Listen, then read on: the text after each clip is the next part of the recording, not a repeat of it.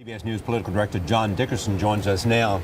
I guess if there's one person that can humanize the governor and in a sense give us his biography in a way that will go to the core of who he is, Ann Romney is a person. That's right, and she can do it with authenticity. I mean, the key here is to tell us who this person is, just tell his life story. It's got interesting pieces in it. As you all mentioned earlier, there's this poll, 32%, our poll, 32% of the country doesn't know him. That number for Barack Obama is only 14%. So there's a lot of people who already know what they think about the president, but they don't know what they think about Mitt Romney. So how do they convey what his real life has been?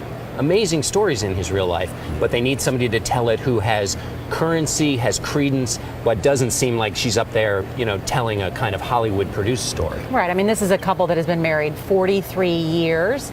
She has been battling multiple sclerosis for 14 years, which is a terrible disease. And she talked about with Scott that she had had several miscarriages, which she's never said before in an interview.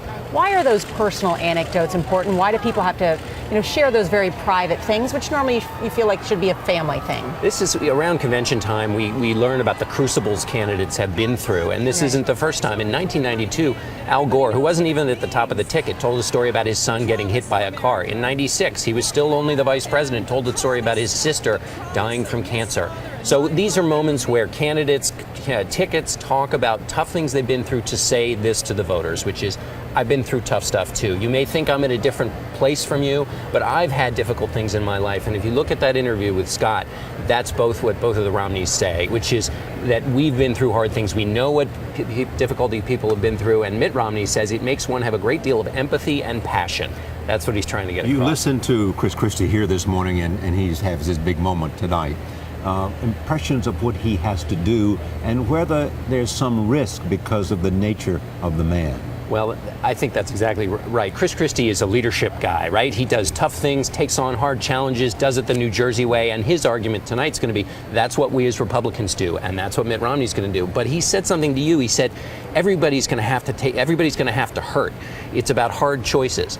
Mitt Romney's not really going to say to anybody, everybody's going to have to hurt. Candidates don't want to say that because voters don't want to hear, wait a minute, I don't want to hurt.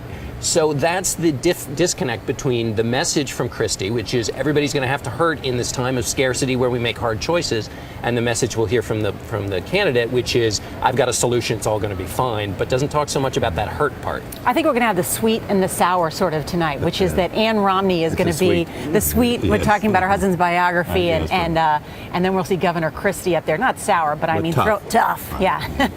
and speaking to the Republican brand as well. Yeah. Thank you, John. Great to see you.